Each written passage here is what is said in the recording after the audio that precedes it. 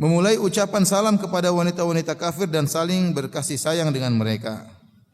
Rasulullah SAW bersabda, "La tabda'ul yahuda wala nasara bis salam." Janganlah kalian mendahului orang-orang Yahudi Nasrani dengan salam. Hadis riwayat Muslim.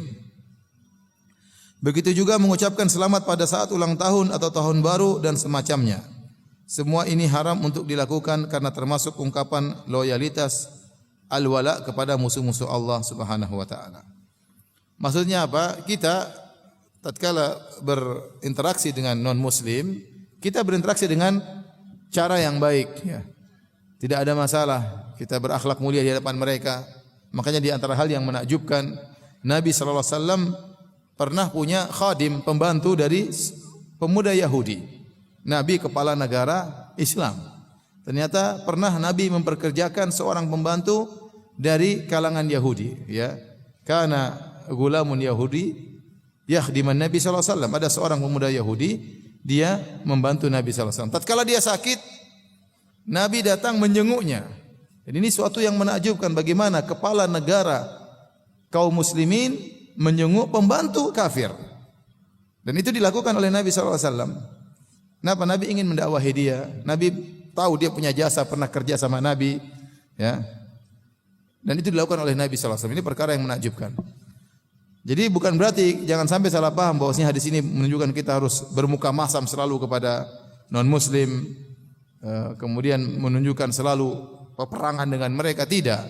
Tapi ada aturan-aturan di mana seorang muslim ya dilarang. Contohnya seperti mengucapkan salam kepada mereka.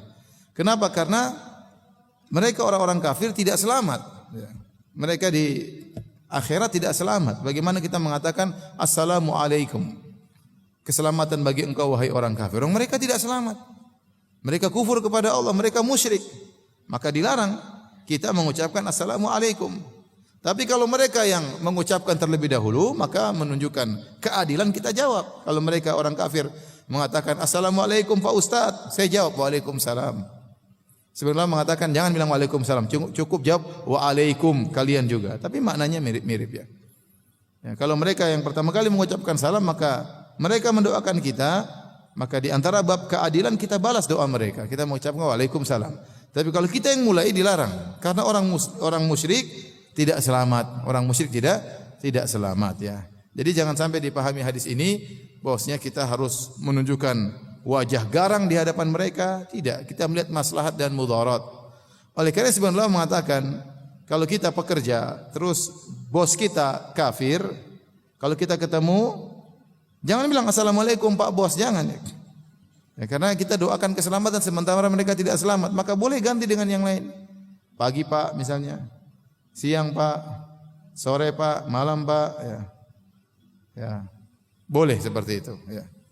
Tapi kalau dia non muslim, maka tidak boleh kita bilang assalamu alaikum, mendahului mengucapkan salam. Kenapa?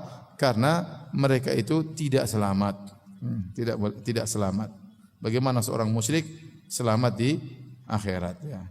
Tapi adapun kita ramah tamah dengan mereka, apalagi tujuannya kita mendakwahi mereka, maka ini dianjurkan. Oleh karena zaman sekarang betapa banyak orang-orang non muslim masuk Islam di negara-negara Eropa, negara-negara kafir di Australia, di Eropa. Kenapa? Karena mereka melihat akhlak orang muslim yang luar biasa ya. Taib. Demikian juga tidak boleh mengucapkan selamat ulang tahun atau tahun baru dan semacamnya kepada orang-orang kafir ya. Ini yang nulis orang Saudi ya. Ya, orang Saudi.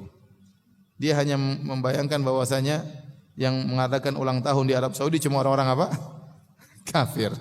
Kalau di kita di Indonesia yang membuat acara ulang tahun bukan cuma orang non muslim ya.